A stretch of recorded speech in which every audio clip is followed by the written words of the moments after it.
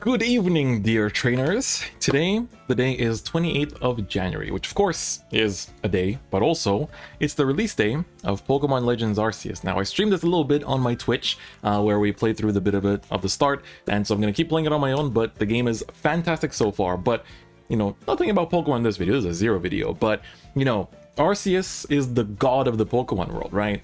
And who's the god of the Vanguard world? Of course it's Messiah, right? Of course it's Messiah. So today we're going to be taking a look at the Messiah updated deck and fight. And now, unfortunately, very unfortunately, my Windows update stealthily reset all of my mic settings, and as a result made me sound terrible in the initial recording of this video. And we had some cool games, but unfortunately it happened once again.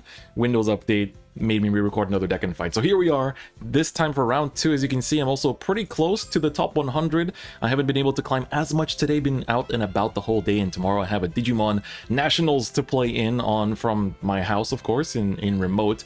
But, you know, we'll try our best to remain in the top 100 and sneak in there. I think we're just a legend away, which is also very nice. So very close, we're almost there. So just a few wins and we're going to be in there. So enough talking. You know, my main deck throughout this ranked season has been Chrono Jet, of course, but we're going to talk about Messiahs. Now, Messiahs, there's actually two different types of Messiah builds running around in rank right now. And then there's one, which is the kind of high-roll-y one, which kind of plays with the Fighters Collection stride, which lets you, like, count +1 for every lock card, give your front row plus 5k, which is pretty insane, right? It's like literally the rebirth of the like Mond Ashura Kaiser deck, so it's pretty impressive. But there is another, which of course, like the high rolly one, it pops off. When it pops off, it's amazing. When it doesn't, it's kind of bad. Or it's not bad, but it's like mid. But there's a more like kind of like control-y / mid-rangey one, I guess, which is the one that I prefer playing. But if you want to see the high rolly one, I know that Zura made a really nice video covering it, so you can go check that out.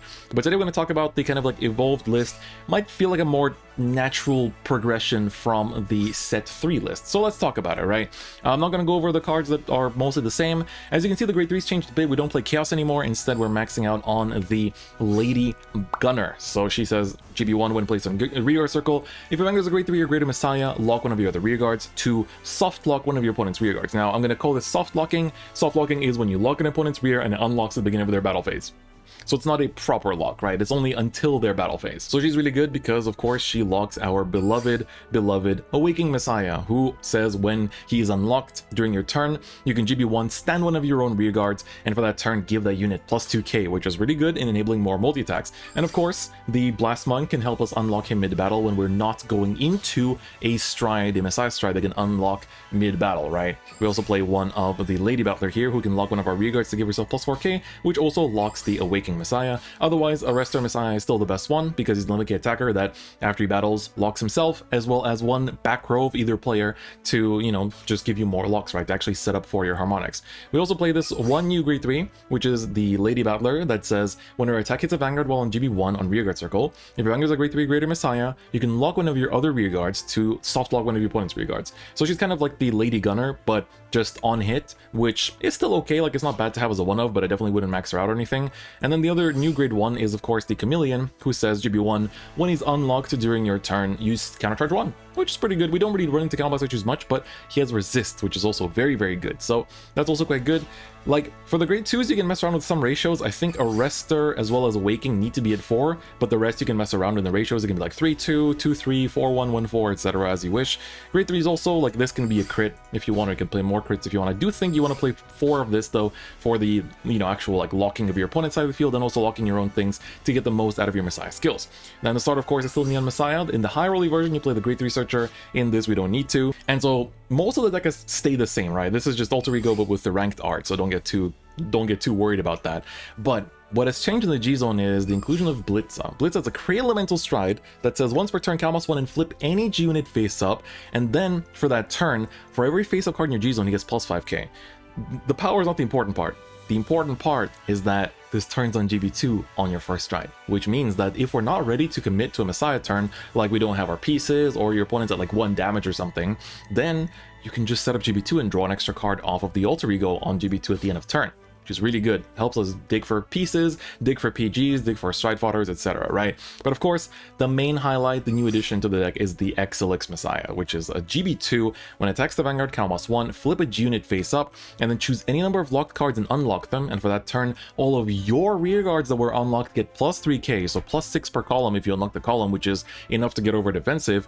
And if you have 2 or more Amnesty Messiahs face up in your G-Zone, all unlocked cards on your opponent's side of the field get retired. So that's also very cool. And if you unlocked at least 3 cards by this ability, he gets a crit too, which is pretty sick.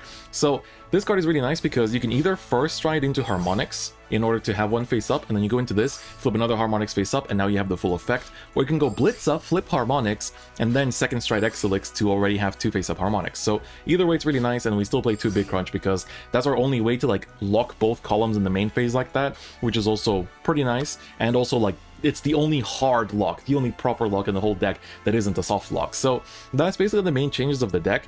I'm also going to preface this by saying I'm not very good at Messiahs. I'm not very good at Messiahs in Zero. I sometimes fumble with the timer a little bit and I just like get overwhelmed a little bit by the options, or like I don't want to commit pieces too early because I want to keep them for the bigger turns where they're more impactful, especially with the arresters. So I apologize for misplays if I make them. I'll do my best though. And you know, also recognizing what first stride you want to go into, right? Whether it's the Blitza or if you want to go into a Harmonics, right? So that is also very, very vital here. So I think that kind of goes over the deck for the most part. Like honestly, it's just a matter of like making sure you can collect the pieces to do the combos. If you don't have the pieces, go for Blitza, farm with the GB2, and otherwise go for Harmonics on your first stride, and then second stride is usually either Big Crunch or the Excelics. You usually don't go into extra Amnesties because you'd rather go into Excelics because it does the exact same thing but better with more power and retiring, which like, you know, locks are good in stopping your opponent. Like Aquaforce, for example, lock will be more impactful against them than retire, even a soft lock. But, you know, against most decks, the lock is really nice, but most importantly, the +3 to the units it unlocks is really, really good. So we do want to maximize on that, and I think that Excelics for that reason is really good. If you don't have 3 Amnesties and 2 Excelics and you want to play 2 Amnesty, 1 Excelics, that's perfectly fine. You can then make space for, of course, the Fight Destruction Double Rare Stride, which gives the extra power for every one of the locked cards. So if we take a look at it right here, it is this one. In case you don't know, it's in Fighter's Collection. It says when he attacks the Vanguard, count +1. For this turn, for each locked card, both yours and your opponent's, your front row units get plus 5k. So if you have 5 in combination, that's plus 25, or like, you know, even 4, that's plus 20. It's pretty crazy.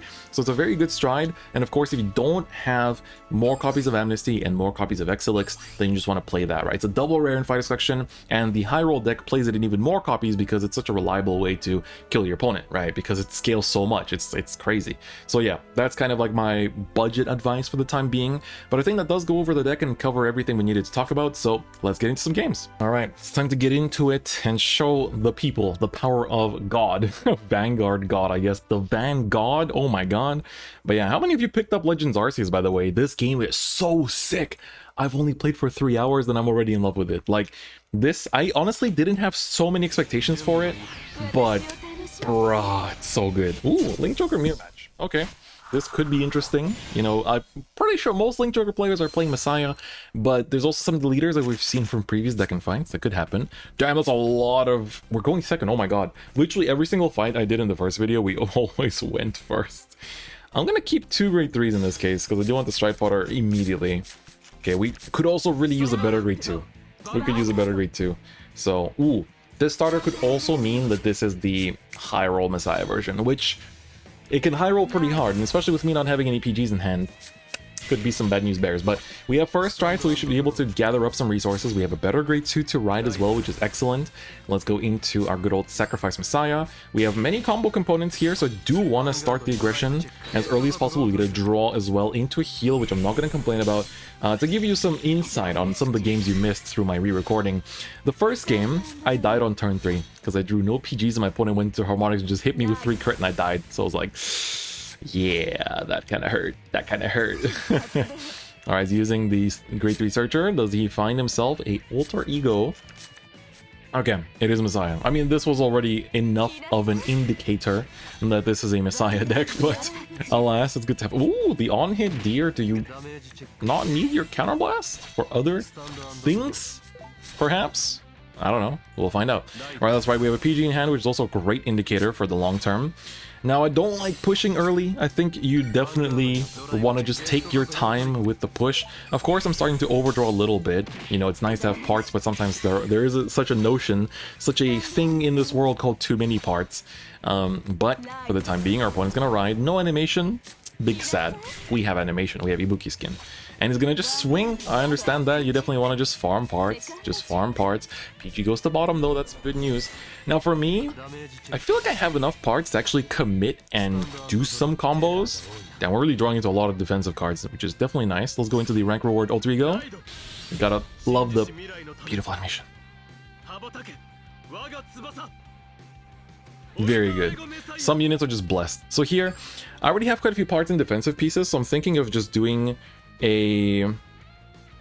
Like, thing is, in order to lock enough of my own cards, I'll have to lock... I can only lock my own thing because you pass on double resist. So, technically, in order to have a good turn here, I would have to commit quite a lot, when you think about it, right?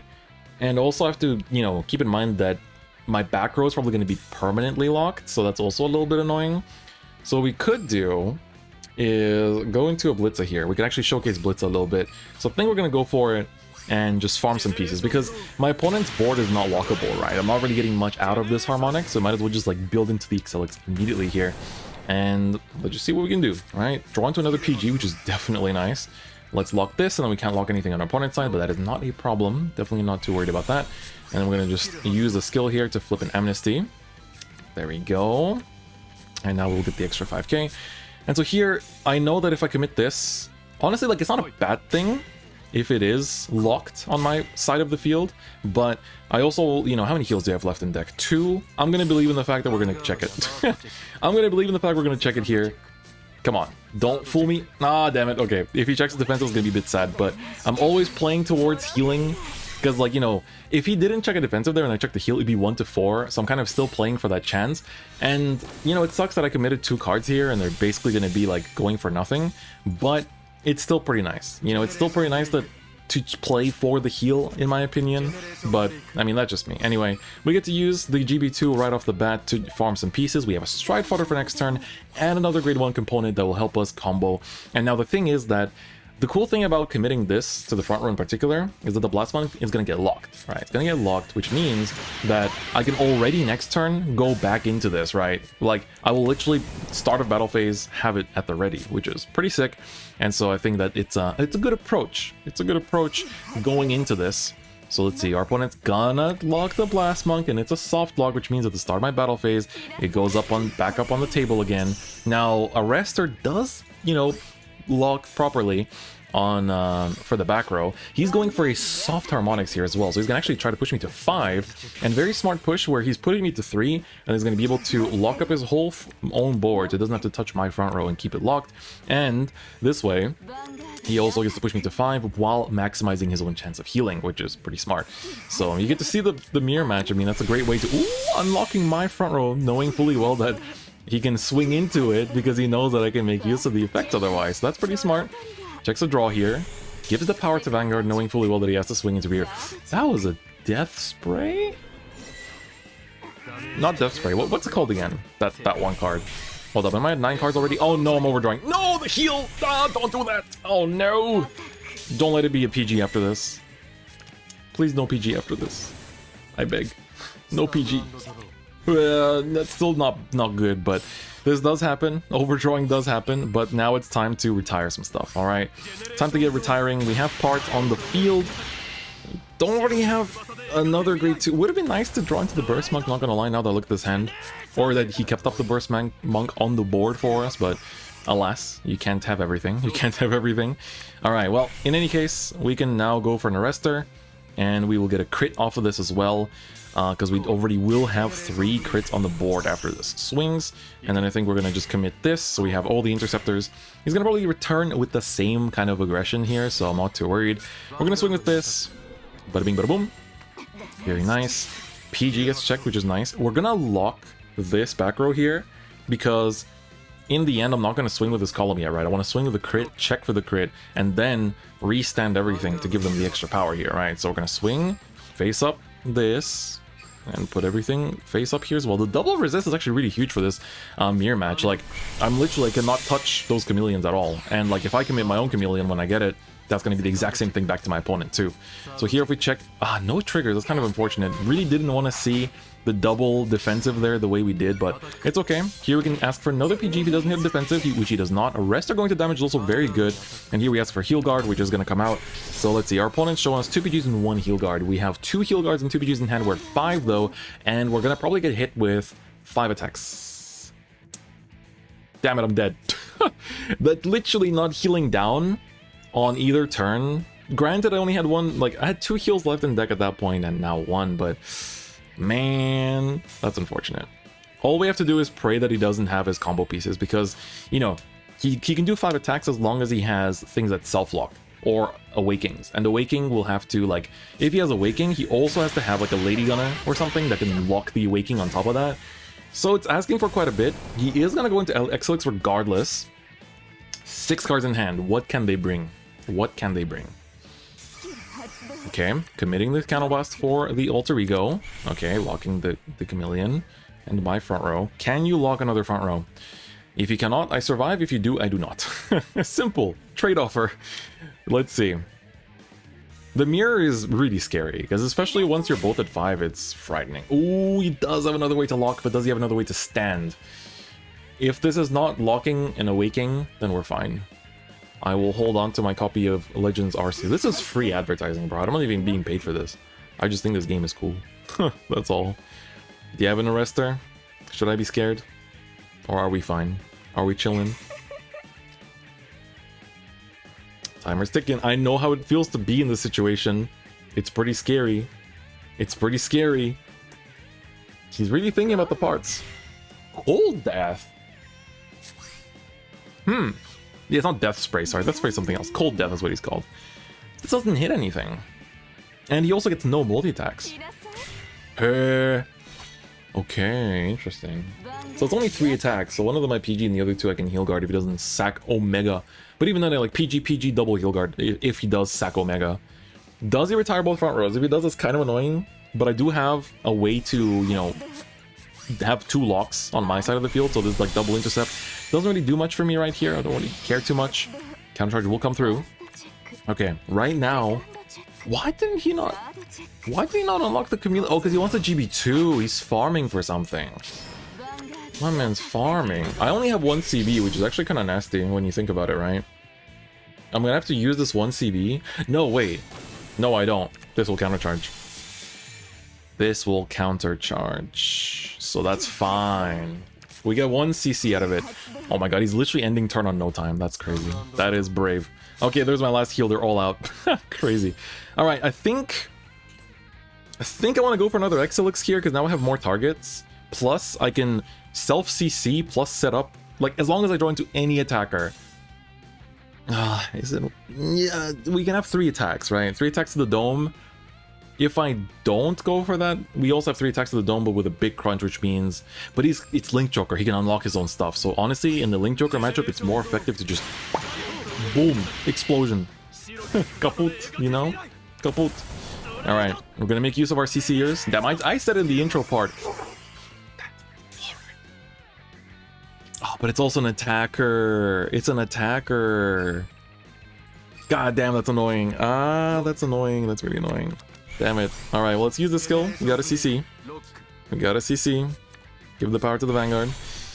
That's so... Ooh, let's not resize the game like that. That's not, you know, not great, not good. God, now I'm thinking... That's a really insane draw, but it might be a bit too insane. Like, I don't have any other attacker. So it's like, do I care about the 4th attack, or how many triggers do I have left in deck? 1. Okay, that answers my own question. That is okay. That answers my own question. No worries there. That is fine. That is fine. Okay, that's fine. That's cool. Alright, with this, we have some good swings, right? We have good swings. You can swing with this, go for the 5 unlocks and get big attacks that hopefully, if we check the 1 trigger, we can actually make another one of these have a crit, like, you know, the has to be PG pressure. Oh my god, we actually drew the... Damn it. Damn it, that makes me feel bad. That makes me feel bad. We drew the one trigger. That's funny. PG's gonna come through.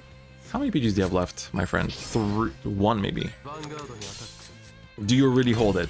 Or are you gonna double heal guard? Do you hold it? Or did you check it? Oh! Lady Gunner, please connect.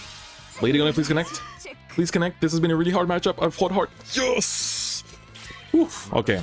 That was pretty scary. The mirror matches, honestly, the mirror match is tough. The mirror match is tough because, like, when you're at 5, you know that you're both about to kill each other. Like, it's literally just that, like, standoff. Like, who's gonna pull the trigger first?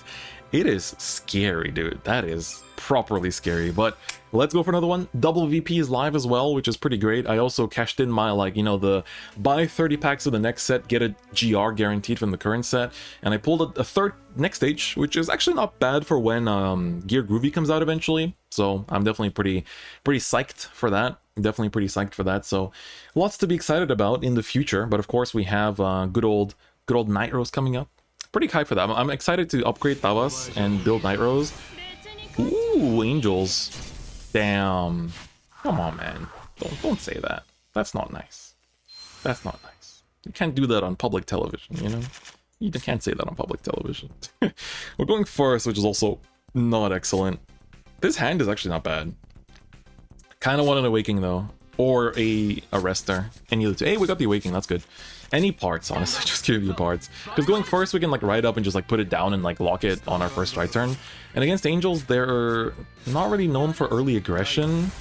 So I think it's okay. I'm gonna say it's probably fine here. I will say hello back, even though I do not like the mood message there. But, alas. So, we're gonna ride into the Blast Monk. And then go into Alter Ego and just, like, swing. Honestly, the early turns in this deck are just like, right swing, right swing, right swing. You know, it's like not exactly rocket science, per se. Alright, so another Blast Monk, so that's good. That means we can have a way to relock, to like unlock the Awakening here. So we'll just swing, again, nothing too fancy. I wish I could be checking draws though. I do want to see it Stride Fodder or something. Sees the Danielle go to damage, which is really big. She's really huge. Because this will allow him to, like, in general, Angels, whether it's Gabriel or Celestials, they can do some cool things where, like, they use Harut to call a grade 1, and then the grade 1 swaps, so, and then, like, trigger the Danielle, who then calls out, and you have a fresh column, basically, so it's really good. I'm thinking here, do I commit a grade 2? I don't think so. I think we keep being a little bit lame and slow, and the more CB we get, the more combos we can, not necessarily, actually. But I want to be careful. I'm going to just swing, because I might need to ditch, like, Struggle Stride, ditch 2 grade 2s, because right now this hand is not looking good for striding. And if that happens, it's not great. Like, I could have put the Awakening down, but now with this hand, like, there's a chance I might have to pitch the Awakening. I don't want to. Oh!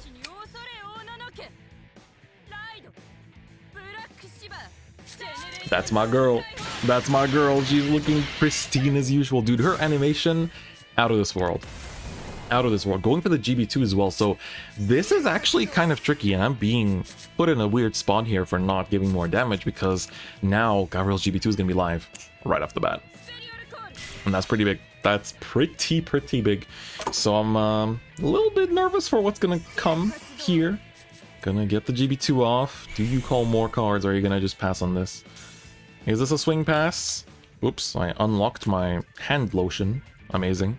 As we all know, winter is a terrible time for people like me with, you know, where the dry skin literally just eats you alive. Terrible. Alright, Harut to the damage, that's cool. This is the only form of countercharge. Gets a PG to hand as well, which is pretty huge. Was there a point to call? Oh, you're making... Ah, ooh, okay, going pretty aggressive here. I'm going to get pushed to 5 potentially if I don't check a heal, but they're also reducing their chances of healing, which is important to take note of. This can also tag out into another grade 2 or into a grade 1 to prevent lock, and I wonder if he's going to tag this out into back row, or he's going to keep it in the front row, which means I can actually go for my lock shenanigans.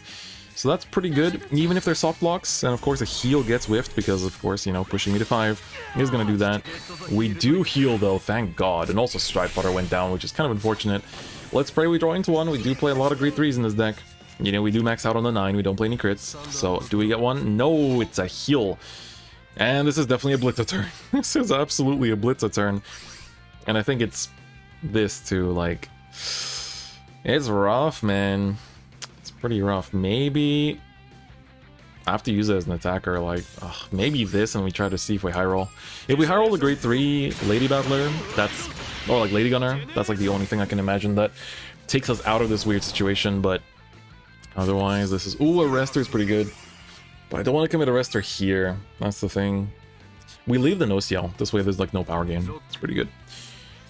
Arrestor's alright, but it's not great, you know, it's not great. Because we don't have any form of unlock here, so I think we want to just probably put down the... I don't want to put down the Blast Monk, man, that's kind of sad. Like, if I... Obviously, if I had the Arrestor, I would just gone for Harmonics here, but... I think we're gonna have to waste a part. I'm gonna have to waste a part and take it slow. Because, and we need this draw from Mr. Alter Ego. If we can hit a heal, we have one left in deck, I think? Yeah. We didn't hit one. We need to find the Stride Fodder off of the Neon Messiah. Neon Messiah, please. Please, sir. I don't ask for much. Just the young Stride Fodder. Let's search first so we don't draw into it. We don't have too many left. Alright, and then, of course, GB2. Just Soul Blast this, and then draw one. Another combo piece, theoretically. It's not bad. It's definitely not bad. Alright, one intercept. My opponent can have 2 attacks. Could also go into Raphael to heal down to 2, which makes it pretty hard for combo decks to scale. That's why Excelics is so important in that little bit of added scaling that it gives.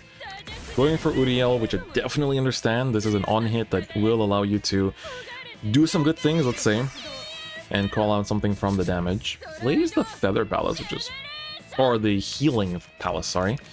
It's pretty good. It's literally the Harut on hit. Look at 3, put 1 to damage, call 1 from damage. So it's pretty good. Ooh, gonna call it out. That's fairly smart because now you can swing the no-CL column into this, and then you can swing this free on its own in order to just tag out. And this will become 11k, so even with a grade 2, it's gonna be a good number. Or you can even use just like not even use this skill and like just Uriel to overcall. But Uriel would have to attack here. Like only one of these will hit, so Uriel doesn't really do much. Like one of these will not do anything. Okay, it's choosing Uriel to not do anything, which honestly this costs a CB, this doesn't. So, and it gives plus 2k on top of that, so I personally would have gone for the Uriel, but I understand, you know, it's the attack order would have been very different in that case. Okay, Danielle's gonna come out, not by Danielle's skill, but just by, you know, itself, I guess. If he checks no triggers on here, we can heal guard, which is nice. That's 1-0, 2-0, 3-0. Okay, heal guard will proc. We can save PGs for later, which we'll definitely need, and we have only 1 heal in deck, so we're gonna probably stay at 5 here this turn. Chameleon is cool.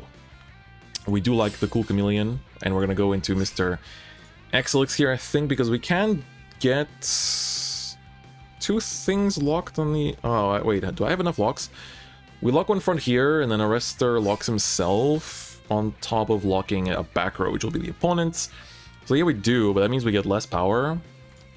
This might be a big crunch. This might be a big crunch turn, and we literally just like save resources for later. That might be a worthy thing to think about. Is it though? If he goes into Amnesty, because Amnesty just unlocks and I die. Sorry, not Amnesty, Harmonics. Sorry, I keep mixing the 2 up, I'm sorry. Excelics could be a cool, like, board control at least. Kill some resources, but the combos, the numbers don't scale well, so I think we're gonna go for Big Crunch. Great to draw into something good here. Let's see what we draw into. Honestly, this game is a bit of a struggle, because we just didn't really have a good tempo, I guess, and kept drawing into important cards way too late. So here, we're gonna lock this once to make a weird number, and then we're gonna use Big Crunch to lock the other one, and still push. Again, like having to sacrifice my pieces for the push really does not bode well, but alas, what can you do? How many more Arrestors do you have in deck? 3, and 3 Awakens too? Can I count on finding them though? I don't think so. We can also play for the win here. You know what, screw it, I have literally 2 PGs in deck. Like, I have 2 PGs in hand and nothing else. I might as well play for the win here at this point. And we're gonna try this, okay? Check this out. We're gonna swing here. Both are 18, so meaning that he goes 16 plus 2, so he goes to 18. If there's no defensives, there's hope. There is no hope. There is no hope. There is no hope. Just lock everything, I don't care. Alright, if we can check, like, 3 triggers or something. I guess I could have gone with the other column first to give a bit more power, but the defensive does kind of ruin things here. Ah, PG, huh? That's not great. Double defensive, gets all the draws. Alright, that's not gonna go anywhere, but we've pushed to 5. We have an awakening, I guess, that can be locked by certain methods, but alas, we get a draw. Can this draw me into a PG? Nope, but it draws me a Stride Fodder, which if we somehow survive, will be pretty good. Will he go for a Amnesty? Sorry, Harmonics. You are Amnesty! Alright. See, this is where Big Crunch comes in. It's like, it's a nice little text right. Raphael. Then we survive, and I'm glad I pushed to I'm glad I pushed to 5, because this allows me... Oh no, there's only 2 heals out. Oh wait, is this only 1 heal out? +1. Ugh, I don't like that. Oh yeah, there's only 1 heal out, it's just this one. Oh god, there's still 4 heals in deck. Oh no. But if he uses Raphael, then he doesn't heal, so that's good. So he's gonna be at 4 no matter what. So you can swing into rear with the no-seal column, which is only 8, so it doesn't actually hit, so he has to hit defensives. Sorry, hit offensives in order to do anything. So swinging into rear, no-seal, please he draws. Please he heals, actually. Oh my god, it's triple blank where you need it. Okay, at least this no-seal doesn't hit, so that's kind of nice, I guess. Question mark. This stuck as well, which is a very interesting resource that we have access to now. So we can finally go into Excelics now. Dropping the alter ego. It's also a deck out race at this point too, right? God damn, why do these games always make me so nervous? This is literally what I feel. My son. Once again, I'm just thinking what I lock here. I think we lock this. We want the better numbers. We need to lock this too, because otherwise we don't get the power. Ah, that's annoying. But it's okay. It's okay. We need the CC, obviously, to do stuff with. And then we call you. You. I need you. You know how it goes.